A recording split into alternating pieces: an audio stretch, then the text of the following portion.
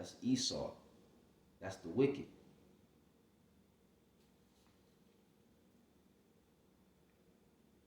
He's a damn demon, a devil. That's why the scripture said to never trust thy enemy.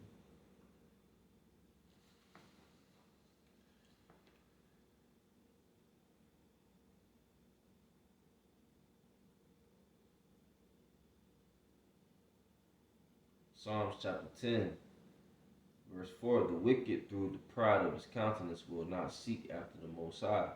The Most High is not in all his thoughts.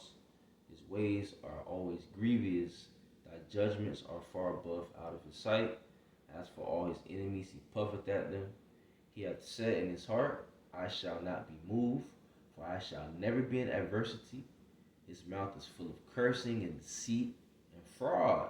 Under his tongue is mischief and vanity. Who is this describing? This is describing Esau, Edom, the so-called white man, the Edomites. His mouth is full of cursing and deceit and fraud, falsehood. Okay? We're going to be hated by the whole world. And Esau, Edom's going to, put his little narrative out there. But, hey, have hope.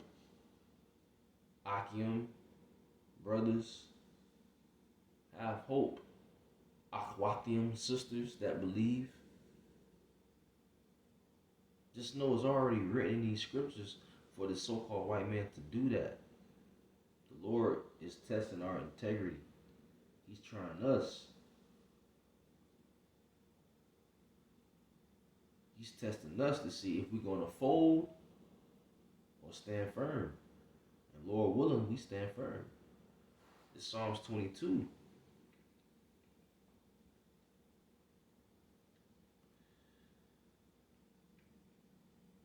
No, this is Psalms 25.